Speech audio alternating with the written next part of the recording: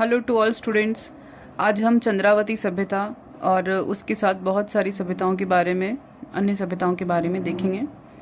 तो यह जो सभ्यता है यह माउंट आबू में स्थित है। यह पर्वतों की तलहटी में स्थित है।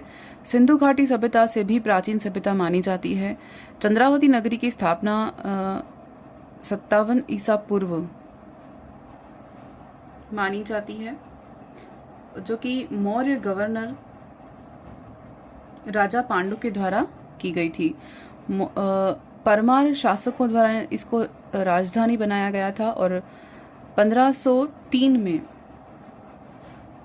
सोम धर्म रचित उपदेश सप्तसती ग्रंथ में चंद्रावती के 444 जैन मंदिर और 999 शेष मंदिरों का उल्लेख देखा गया है, जो कि उस समय के इस नगरी के वैभव को दर्शाता है।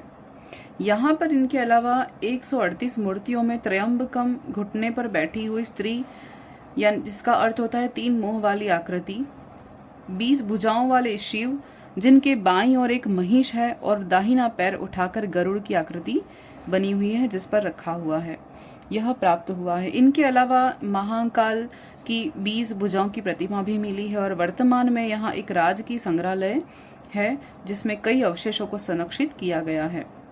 इनके अलावा यहाँ पर जो खुदाई मिली है, यहाँ पर एक और किले के ऊंचाई पर स्थित होने के प्रमाण मिले हैं। तो ये चंद्रावती सभ्यता जो कि माउंट आबू सिरोही में स्थित है और पर्वतों की तलहटी में स्थित है, यह जो है वो सिंधु घाटी सभ्यता से भी प्राचीन मानी गई है और इसकी स्थापना मौर्य गवर्नर राजा पांडु द्वारा मानी जाती है। नेक्स्ट हम देखते हैं नगर टोंक। यह टोंक जिले के उनियारा कस्बे के पास, जिसका प्राचीन नाम है मालव नगर, यहाँ पर स्थित है। यहाँ मालव सिक्के व आहत मुद्राएं मिली हैं। 3 से 4 शताब्दी तक के यहाँ के प्रमाण मिले हैं और मालव गणराज्य की राजधानी मानी जाती है। इसका प्राचीन नाम जो है वो करकोट नगर था और उत्खनन में गुप्तकालीन लेख मिले हैं। सिंहावरूढ़ देवी दुर्गा का प्राचीनतम अंकन मिला है, जो कि शुंगकालीन कला का अनुपम उदाहरण माना जाता है, और 2000 वर्ष पूर्व की महिषासुर मर्दिनी की मृण मूर्ति प्राप्त हुई है। यह देवी का प्राचीनतम अंकन देखा जाता है। इस लोहयुगीन पुरातत्व स्थल का प्रथम बार उत्खनन श्री कृष्ण देव राय द्वारा किया गया और नवीनतम उत्खनन 2008-9 में श्री TJ अलोन मनोज द्विवेदी द्वारा किया गया और इनके साथ शिव कुमार भगत और श्री प्रवीण सिंह का नाम भी जुड़ा जाता है। तो ये था नगर जो कि टोंक उनियारा कस्बे में स्थित है, जिनको प्राचीन नाम मालव नगर से जानते हैं, और यहाँ पर मालव सिक्के और आहत मुद्राएं मिली हैं। इसके बाद हम देखते हैं नलियासर, जो कि सांभर जयपुर में स्थित है। सांभर झील के निकट चौहान युग से पूर्व की सभ्यता का हम ज्ञान प्राप्त करते हैं यहाँ पर, और यहाँ पर कुछ मोहरें मिली हैं जो कि ब्राह्मी लिपि में उल्लेखित हैं। तो ये नलियासर के बारे में डिटेल है। और फिर है जूनाखेड़ा नाडोल पाली। नाडोल का उल्लेख जो है वो संस्कृत साहित्य में नड्डुल के रूप में चौहान नरेशों की राजधानी के रूप में देखा जाता है, जिसका संस्थापक 10वीं शताब्दी के राव लखन थे। यह पहला चौहानकालीन नगर है जहां इतने विशाल स्तर पर उत्खनन कार्य कराया गया। यहाँ पर नियोजित नगर के जो साक्ष्य मिले हैं और एक मिट्टी के बर्तन पर यहाँ शाल भंजिका का अंकन है। मिट्टी की ऐसी शाल भंजिका भारत में पहली उपलब्धि है। अब तक केवल शाल भंजिका की प्रस्तर प्रतिमाएं ही मिली हैं। अभी यहाँ पर जो जूनाखेड़ा नाडोल जो पाली में स्थित है, वहाँ पर मिट्टी के बर्तन पर शाल भंजिका का अंकन मिला है। इसकी जो स्थापना है वो राव लखन ने कराई थी और यह चौहान नरेशों की राजधानी मानी जाती है। फिर हम देखते हैं अहेड़ा सभ्यता, जो कि सरवाड़ अजमेर केकड़ी में स्थित है। सुखपुरा टोक दोनों का नाम आता है यहाँ पर। यह गुप्तकालीन सिक्कों का भंडार मिला है, इसको दफीना बोला है, और जिनमें गुप्त शासक समुद्रगुप्त या कृतांत परशु बोला है जिनको, और चंद्रगुप्त द्वितीय विक्रमादित्य कालीन 48 सोने के सिक्के प्राप्त हुए हैं। इससे पूर्व गुप्तकालीन सिक्कों का राजस्थान में सबसे बड़ा भंडार जो मिला है वो बयाना के नगला छैल गांव में मिला है। तो यहाँ पर हमने देखा अहेड़ा जो कि सरवाड़, अजमेर, केकड़ी में और सुखपुरा टोक में स्थित है। फिर हम देखते हैं एलाना, जो कि जालोर में है। जालोर के सायला तहसील में एक स्थान जहां ताम्रयुगीन अवशेष मिले हैं। फिर हम देखते हैं जावर, जो कि उदयपुर में है। यहाँ 1983 से 84 में मोहनलाल सुखाड़िया विश्वविद्यालय द्वारा उत्खनन कराया गया। फिर हम देखते हैं इंडोला की ढाणी, यहाँ 1980-81 में दक्कन कॉलेज द्वारा उत्खनन कराया गया और नागौर में स्थित है। फिर हम देखते हैं घोघर खेड़ा, यह है 1993 से 94 भारतीय पुरातत्व सर्वेक्षण द्वारा उत्खनन कराया गया। यहाँ पर क्या मिला? ताम्र पाषाण मिले, ताम्र संचयी संस्कृति का प्रभाव देखा गया। तो यहाँ पर हमने कुछ अन्य सभ्यताओं के बारे में देखा है। नेक्स्ट देखते हैं। अब हम देखेंगे सौथी सभ्यता। यह जो पुरातात्विक स्थल है वो हनुमानगढ़ जिले में नोहर कस्बे से लगभग 10 किलोमीटर दूरी पर स्थित है। जो कि सर्वप्रथम इसका उत्खनन किया गया पुरास्थल को जो खोज की है वो किसने की है? एलपी टेसीटोरी ने इसको खोज की है। फिर बाद में 1942 में और लस्टेन और 1950-53 के मध्य अमलानंद घोष ने की है। इसका समय 4600 वर्ष ईसा पूर्व का माना जाता है और यहाँ प्राचीन सरस्वती और ध्वजद्योति नदियों के मध्य में मैदानी भाग में स्थित है। सौथी जो है वो सौथी से 70 किलोमीटर पूर्व में सीसवाल हरियाणा में इस सभ्यता के अवशेष मिले हैं, अतः इसे सौथी सीसवाल सभ्यता कहा जाता है। चौतांग नदी क्षेत्र में स्वतंत्र सभ्यता अब तक की राजस्थान की और हरियाणा की और पंजाब में इन सभ्यताओं के कितने 165 स्थल खोजे जा चुके हैं और इस सभ्यता में प्राप्त बर्तन और कोट दीजी जो कि पाकिस्तान में स्थित है उनके उत्खनन में मिले अवशेषों में व्यापक समानता है, यानी दोनों में बहुत समानता पाई जाती है। तो ये हम मानेंगे कि एक हड़प्पा कालीन सभ्यता से पूर्व वाली जो थी इसे यानी कि कालीबंगा वन की सभ्यता के समान यहाँ पर प्रमाण मिले हैं। सौथी सिसवाल सभ्यता जो है पूर्व हड़प्पाकालीन सभ्यता थी और यहाँ मृत पात्रों में पीपल, वृक्ष, मछली के चित्रों का उल्लेख मिला है और यहाँ जो मिट्टी की बनी खिलौने मिले उसमें गाड़ियाँ, पहिए, छोटी तश्तरी मिली है। सौथी में मिले बर्तन इसके बाद विकसित सिंधु घाटी सभ्यता के लगभग सभी पुरास्थलों से समानता रखते हैं और इसीलिए इसे कालीबंगा फर्स्ट के लगभग समान भी कहते हैं तथा पूर्ण विकसित कालीबंगा सभ्यता को कालीबंगा द्वितीय कहते हैं।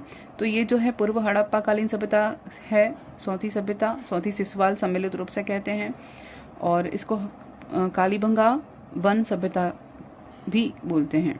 ठीक है, तो यह हनुमानगढ़ जिले में नौहर कस्बे में स्थित है। सर्वप्रथम उत्खनन एलपी टेसीटोरी ने किया और उसके बाद अमलानंद घोष आए और फिर ओरल स्टीन आए 1942 में। फिर हम देखते हैं करणपुरा यह जो है वो हनुमानगढ़ जिले में ही स्थित है। करणपुरा जो है पुरातात्विक स्थल, यह करणपुरा राज्य के हनुमानगढ़ जिले में भादरा कस्बे से लगभग 7 किलोमीटर की दूरी पर भादरा गोगामेड़ी रूट पर स्थित है। यह भारतीय पुरातात्विक सर्वेक्षण द्वारा 2012-13 और 2013-14 में किए उत्खनन में पूर्व हड़प्पाकालीन, विकसित हड़प्पाकालीन और संस्कृति के अवशेष मिले हैं, दोनों के मिले हैं। यानी कि इसकी खोज जो है वर्ष 2008 में श्री RC ठाकरण द्वारा की गई थी, जिससे 2013 में MD विश्वविद्यालय रोहतक के श्री विकास पंवार द्वारा कंफर्म किया गया। यहाँ के मकान में 2 बड़े कमरों के अवशेष मिले जो जले हुए थे और कमरे में मिट्टी के बने तकुए यानी स्पिंडल रोल मिले हैं और सूक्ष्म स्टीटाइट बीड्स मिले हैं। तांबे के उपकरण मिले हैं, टूटे हुए भाले की नोक, बालियां, चूड़ियां आदि प्राप्त हुए हैं। तांबे की छड़ियां भी प्राप्त हुई हैं और ये सभी पूर्वकालीन हड़प्पाकालीन सभ्यता के अवशेष हैं। निम्न स्तर के अवशेषों में कैल्शियम कार्बोनेट के ढेलों के साथ बड़ी मात्रा में सफेद घोंघों के अवशेष मिले हैं। स्नेल के अवशेष भी यहाँ मिले हैं। तो ये हमने देखा करणपुरा सभ्यता के बारे में जो कि हनुमानगढ़ जिले में स्थित है। फिर हम देखते हैं कुराड़ा नागौर। इस ताम्रयुगीन सभ्यता स्थल से अन्य ताम्र उपकरणों के अलावा प्रणाली युक्त अर्घ्य पात्र मिला है जो भारतीय पुरातत्व की एक विशिष्टता है। तो ये इम्पोर्टेंट है, ये अर्घ्य पात्र जो मिला है यहाँ पर और यह प्राचीन राजस्थान के पश्चिमी एशिया पर ईरान से पारंपरिक संबंधों का द्योतक है। यहाँ कुराड़ा नागौर की बात हो रही है। नेक्स्ट देखते हैं भीनवाल जो कि जालोर में स्थित है। यहाँ उत्खनन श्री RC अग्रवाल के निर्देशन में किया गया। यहाँ पर जो मृत पात्र मिले हैं उन पर विदेशी प्रभाव देखा गया है, जिसमें रोमन एम्फोरा की संप्राप्ति विशेष उल्लेखनीय देखी जाती है। नेक्स्ट है मल्लाह भरतपुर। यहाँ बड़ी संख्या में तांबे की तलवारें, हारपून प्राप्त हुए हैं। यहाँ चित्रित स्लेटी लाल रंग के मृतभांड संस्कृति अवशेष मिले हैं। और यहाँ यह जो है वो मल्लाह भरतपुर वो है केवला देव घाना पक्षी विहार जो है या घाना पक्षी अभ्यारण्य है उसके मध्य में स्थित है मल्लाह सभ्यता। फिर देखते हैं किराडोत। किराडोत जो कि जयपुर में स्थित है, यह एक ताम्रयुगीन सभ्यता है और यहाँ पर 58 चूड़ियाँ मिली हैं। विभिन्न प्रकार की आकृति की 28 चूड़ियाँ मिली हैं। उनके 2 सेट मिले हैं जो कि सिंधु घाटी सभ्यता में प्रयुक्त की जाती थी। किराडोत जयपुर की बात हो रही है। नेक्स्ट हम देखते हैं ईसवाल उदयपुर। यहाँ प्राचीन लोह युगीन औद्योगिक बस्ती के अवशेष मिले हैं और यहाँ जो उत्खनन किया गया वो राजस्थान विद्यापीठ उदयपुर के पुरातत्व विभाग के निर्देशन में किया गया। यहाँ 5 स्तरों में प्राक ऐतिहासिक काल से मध्यकाल तक का प्रतिनिधित्व करने वाली मानव बस्ती के प्रमाण मिले हैं। लोहा गलाने का कार्य के प्रमाण मिले हैं और प्रारंभिक कुषाणकालीन सिक्के मिले हैं। यहाँ के उत्खनन में हड्डियाँ और ऊँट का दांत भी मिला है जो कि थोड़ा यूनिक है, ये याद रखना कि ऊँट का दांत मिला है ईसवाल उदयपुर से। यह लोह युगीन सभ्यता है। अब हम देखते हैं चंद्रावती। चंद्रावती के बारे में हम एक बार देख चुके हैं, लेकिन यहाँ पर फिर से एक बार मैं डिटेल बता रही हूँ कि यह सिरोही माउंट आबू जो कि सेवाणी नदी के दाएं तट पर बसा हुआ है। इसकी खोज जो है 1822 में कर्नल जेम्स टोड द्वारा, 1980 में महाराजा सियाजी राव गायकवाड़ द्वारा की गई थी और बड़ौदा विश्वविद्यालय द्वारा की गई थी। 2013-14 में इंस्टीट्यूट ऑफ राजस्थान विद्यापीठ विश्वविद्यालय उदयपुर राजस्थान राज्य पुरातत्व विभाग जयपुर के संयुक्त तत्वाधान यानी दोनों ने, यानी कि इंस्टीट्यूट ऑफ राजस्थान विद्यापीठ विश्वविद्यालय उदयपुर और राजस्थान राज्य पुरातत्व विभाग जयपुर के संयुक्त तत्वाधान में यहाँ पर डॉक्टर जीवन खरकवाल के नेतृत्व में चंद्रावती का पुरातत्व उत्खनन किया गया 2013-14 में। यहाँ पर 3 विशाल भवन देखे हैं, उन कमरों में अनाज देखा और वहाँ अनाज देखे जले हुए बीज मिले और अनाज पीसने की जो घट्टी है उसका कुछ भाग मिला है। फिर यहाँ किले के प्रवेश द्वार पर 1325 जो है यहाँ पर ईस्वी का अभिलेख मिला है और यह अभिलेख जो है सारे के सारे जो प्राप्त हुए वो माउंट आबू के संग्रहालय में ही सुरक्षित हैं। यहाँ परमार शासकों की राजधानी हुआ करती थी जिनमें यशोधवल, धारावर्ष जैसे प्रतापी राजा थे और 14वीं शताब्दी में यहाँ देवड़ा राजपूतों का अधिकार था और 15वीं शताब्दी में यहाँ कुछ आक्रमण हुए जिनके कारण यह सभ्यता ध्वस्त हो चुकी है। फिर हम देखते हैं सिंधी तालाब नागौर। सिंधी तालाब जो है वो नागौर में स्थित है सभ्यता, इसके बारे में इतनी ज़्यादा डिटेल नहीं है। फिर पंचमाता जो है वो आहड़ बनास यानी कि उदयपुर, आहड़ से कुछ दूरी पर है यानी उदयपुर में स्थित है। आहड़ बनास संस्कृति जो कि मिट्टी के जार, बीज और चूड़ियाँ यहाँ प्राप्त हुई हैं। तो यहाँ में हर एक सभ्यता के बारे में पता होना चाहिए, उनके नाम के बारे में पता होना चाहिए कि वो किस जिले से रिलेट करती है, क्योंकि अब जो एग्ज़ाम में क्वेश्चन आते हैं वो बहुत डिटेल में आते हैं और बहुत ही टिपिकल क्वेश्चन आते हैं जिनके बारे में हम अधिकतर छोड़ दिया करते हैं कि ऐसे क्वेश्चन तो नहीं आते हैं करके। हम ऐसी सभ्यताओं के बारे में हम कभी सुनते भी नहीं हैं और कभी पढ़ते भी नहीं हैं। हम मेन आहड़ है, कालीबंगा है, बैराट है, फिर बागोर है, तो इन मेन सभ्यताओं के बारे में पढ़ते हैं। लेकिन ऐसी सभ्यताओं जो कि हमने कभी इनको फोकस नहीं करते लेकिन ऐसे क्वेश्चन एग्जाम में बन जाते हैं। जैसे बरोड़ सभ्यता का क्वेश्चन इस बार आया था फर्स्ट ग्रेड में। फिर हम देखते हैं साहिबी नदी। साहिबी नदी जो है वो इसकी सहायक नदी यानी कि कृष्णावती है। साहिबी नदी की जो है नदी वो कौन सी है सहायक? कृष्णावती, दोहन और सोटा, ये 3 नदियों के तट पर उत्तरवर्ती हड़प्पा कालीन और ओकरे रंग की पॉटरी के अवशेष यहाँ मिले हैं। यहाँ पर वामन देव की रेड स्टोन की मूर्ति मिली और तीर के अग्रभाग या सुआ चीजल्स आदि मिले हैं। फिर हम देखते हैं डाबरी। डाबरी जो है वो हनुमानगढ़ में स्थित है और यहाँ पर सौथी सिसवाल सभ्यता के अवशेष मिले हैं। फिर नोहर भी हनुमानगढ़ में है, यहाँ पर सौथी सभ्यता के अवशेष मिले हैं। फिर सौजत पाली में स्थित है जो कि यहाँ पर मध्य पाषाणकालीन, सूक्ष्म पाषाणकालीन उपकरण मिले हैं, माइक्रोलिथ मिले हैं। फिर दुलमाणी। दुलमाणी क्या है? हनुमानगढ़ जिले में स्थित है और बीकानेर संग्रहालय में यहाँ पर संरक्षित है। क्या संरक्षित है? लाल मिट्टी का बना हुआ ऊँट। फिर नेक्स्ट देखते हैं, अब हम देखते हैं मुंडा जो कि हनुमानगढ़ में स्थित है। यहाँ मिट्टी का हाथी और सिंह का शीर्ष मिला है, मिट्टी का बना हुआ। और पीर सुल्तान की थेड़ी जो कि हनुमानगढ़ में स्थित है, ये भी सभ्यता है जो कि यहाँ पर मिट्टी का बना गरुड़ का विष्णु का वाहन मिला है और अप्सरा का प्रतिमा मिली है मिट्टी की और मानव धड़ मिला है और गरुड़ की प्रतिमा प्राप्त हुई है। फिर हम देखते हैं भद्रकाली जो कि हनुमानगढ़ में स्थित है। यहाँ महिषासुर मर्दिनी की मृण मूर्ति मिली है। और फिर है ढलिया हनुमानगढ़, यहाँ पकी हुई मिट्टी की गुप्तकालीन अभिलेख मिले हैं और यहाँ अभिलेख युक्त सील मिली या मुहर मिली है जो कि ब्राह्मी लिपि में अभिलेख अंकित पाए गए हैं यहाँ पर। फिर हम बयाना भरतपुर देखते हैं जो कि यहाँ पर नील की खेती के साक्ष्य मिले हैं। इसके अलावा कुछ इंपॉर्टेंट पॉइंट्स हैं, ये सारी सभ्यताओं के बारे में जितनी मुझे मेरे पास थी मैंने कलेक्ट करके आपको दी हैं, सारी सभ्यताओं के बारे में यहाँ पर डिटेल में, कि छोटा से छोटा कोई भी क्वेश्चन यहाँ पर आ जाए, कम से कम सभ्यता का अगर डिस्ट्रिक्ट पूछ लिया जाए तो हमें पता रहे कि ये इससे रिलेटेड है या नहीं, तो हमें क्वेश्चन छोड़ना या गलत नहीं करना पड़ेगा। फिर हम इंपॉर्टेंट पॉइंट्स के बारे में देखते हैं, जैसे कि श्री गंगानगर में हम देखते हैं कि हाथी पर सवार मानव मूर्ति मिली है। फिर जयपुर संग्रहालय अल्बर्ट हॉल में सांभर से कामदेव, बड़ोपल से पुजारी प्रतिमा और पगड़ी धारण किए स्त्री की प्रतिमा मिली है। यहाँ पर वानर आकृति का जलपात्र भी मिला है। फिर राठ अंचल क्या है? राजस्थान के अलवर जिले के मुंडावर तहसील, बहरोड़ और बानसूर हरियाणा के इलाके को मिलाकर बनाया है राठ अंचल। राठ का जो सत्ता केंद्र तत्कालीन निमराना राज्य रहा और यहाँ चौहान वंशी राजाओं की सत्ता थी। फिर नगरी चित्तौड़ से मिट्टी के बतख की मूर्ति मिली है। फिर धाकड़ खेती जो कि कोटा में है, केथुन जो कि कोटा में, और मानस गांव कोटा में, ये सभ्यताएं जो है वो यहाँ पर स्थित हैं, कोटा में स्थित हैं। धाकड़ खेड़ी, केथुन का नाम सबने सुना होगा, जानते हैं, और मानस गांव ये भी कोटा में स्थित है। फिर नमाना और केशोराय पाटन सभ्यता जो है बूंदी में है। बड़वा जो है बारा में है। नगर टोंक से खड़िया मिट्टी का फलक पर महिषासुर मर्दिनी का अंकन मिला है।